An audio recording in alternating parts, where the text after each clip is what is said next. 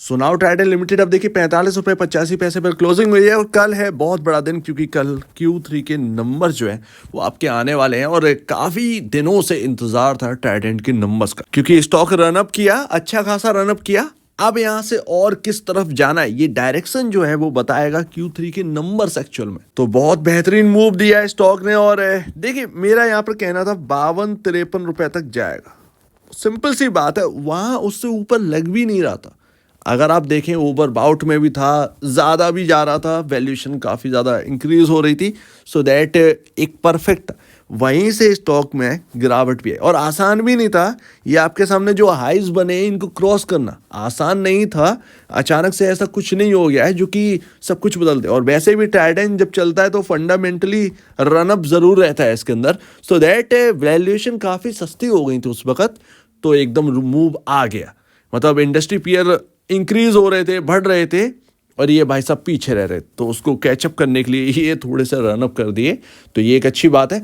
टेका हुआ है। मेरा आपसे कहना था 43 के अराउंड यहाँ पर जो है बाई करना है, तो वो सिंपल सी बात है, स्ट्रेटजी हमारी जो है वो बिल्कुल परफेक्ट निकली है। तो अभी अगर आप देखेंगे वापस हम हायर साइड जाएंगे, जा सकते हैं, इसमें कोई शक की बात नहीं है। हम एक अंडर वैल्यूड भी है एक तरीके से, लेकिन हाँ इतने अंडर वैल्यूड भी नहीं है कि यार यहाँ से डबल ट्रिपल 4 टाइम का भी हम सोच लें। अभी के अभी Q3 के नंबर्स आना बाकी है। मार्केट में एक बार ट्राइडेंट को वैल्यूएशन पर रखा था बहुत, ये आपका था टाइम अराउंड कोविड के बाद, तो काफ़ी वैल्यूएशन ट्राइडेंट को मिली। लेकिन जो ग्लोबल पॉइंट ऑफ व्यू से हमने देखा इजराइल और यूक्रेन वगैरह वगैरह, तो वहाँ से डिस्ट्रप्शन जो आया ना वो ट्राइडेंट को भी यहाँ पर जो है भारी पड़ गया। तो उसके बाद अब रिकवरी हो रही है कंपनी के अंदर, तो टाइम तो लगेगा ही। और देखिए मेरा यहाँ पर कहना है ऑलमोस्ट यहाँ पर अगर आप देखेंगे तो 98.16 पर आपका यहाँ पर इंडस्ट्री पी आ चुका है और आप चल रहे हैं 52.38 के पी रेशियो पर। ट्राइडेंट का अगर आप देखें तो अंडर वैल्यूड ही नज़र आएगा, बट यही सब कुछ काफ़ी नहीं होता है। आपको प्राइस टू बुक वैल्यू भी देखना चाहिए। प्राइस टू बुक वैल्यू बहुत इंपॉर्टेंट होता है। अगर आप देखेंगे ट्राइडेंट यहाँ पर अगर आप देखें तो प्योरली आप कहें तो सिर्फ और सिर्फ टेक्सटाइल के अंदर नहीं है, ये आपको बात समझनी है। ये कि यहाँ पर डाइवर्सिफाइड कंपनी है और यही सबसे बड़ी बात है। इसके अंदर बहुत सारे बिजनेसेस जो है वो आते हैं और वो कैसा परफॉर्म करता है ये इंपॉर्टेंट करता है। पेपर का भी है, आप देखें केमिकल का भी है, आप देखें टेक्सटाइल का है। सो दैट ये बहुत ही इंपॉर्टेंट यहाँ पर फैक्टर रखता है।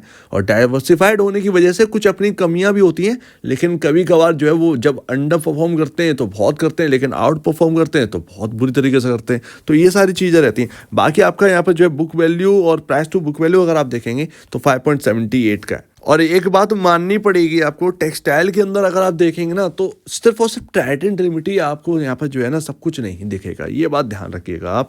यहाँ पर इनके कंपैरिजन बाकी कंपनियां भी हैं जो ट्राइडेंट से काफ़ी बेहतर कर रही हैं। जैसे कि अगर आप देखेंगे ट्राइडेंट का सिर्फ बुक वैल्यू पर मत जाइए 5.78, या आप कहें पी रेशियो पर मत जाइए, ये सब आपको थोड़ा सा सस्ता दिखाएंगे।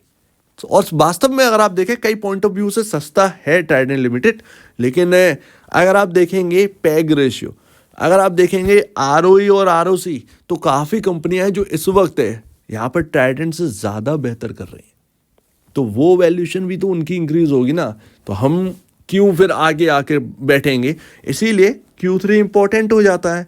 तो वो यहाँ पर हमको देखना है कि मार्जिन कैसे आ रहे हैं, मार्जिन परसेंट क्या अब रिकवर हो रहे हैं या नहीं हो रहे। क्योंकि Q2 तो अच्छा भी था, Q3 से बहुत उम्मीदें हैं। अगर आप देखें तो रिकवरी पॉइंट ऑफ व्यू से अगर आप देखें तो धीरे धीरे बिजनेस जो है वो रिकवर कर रहा है।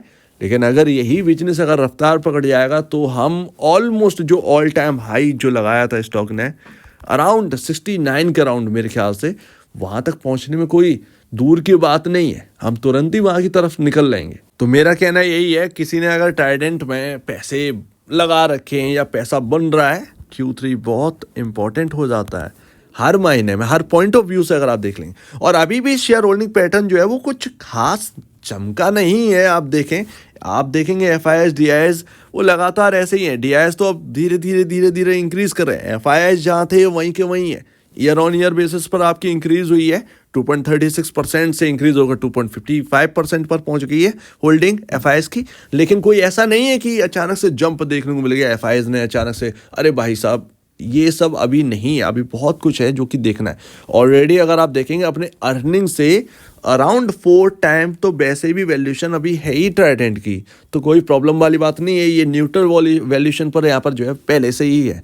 यहाँ से इंक्रीज करना, मार्केट में देखिए, मार्केट में कुछ भी हो सकता है शॉर्ट टर्म में, क्योंकि अंधा चीज़ें चल रही हैं, अंधा चीज़ें चल रही हैं। और कोई भी यहाँ पर ना, जो 2020 में हुआ था मार्केट के टाइम की वैल्यूएशन से कोई लेना देना नहीं था, स्टॉक भागे चले जा रहे हैं, तो उस चीज़ को आप जो है ना नज़रअंदाज ज़्यादा करिए, क्योंकि जो चल रहे हैं वो एकदम यहाँ पर जो है ना करेक्ट वैल्यूएशन पर भी आ जाएंगे।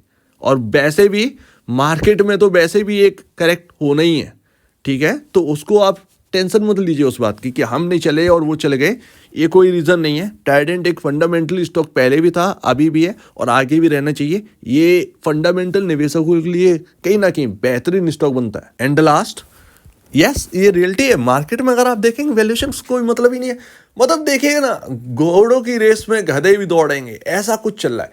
अब पीएसयू बैंक्स भी अगर आप उठा के देख लेंगे ना, तो उसमें जो चल रही है बैंक, वो 50-60 रुपए वाली चल रही हैं।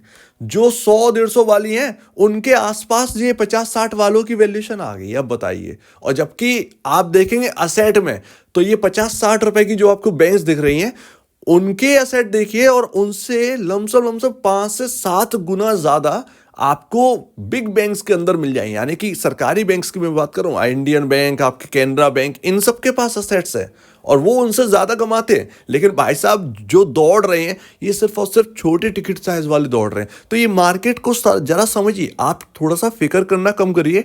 ट्राइडेंट शुरू से ही एक फंडामेंटल ड्राइवन स्टॉक रहा है और वो इस वक्त भी फॉलो कर रहा है। तो अभी अगर इंपॉर्टेंट लेवल की बात करें तो यहाँ पर कहाँ बनता है, देखिए 45 इंपॉर्टेंट लेवल है, 43 आपका इंपॉर्टेंट लेवल है।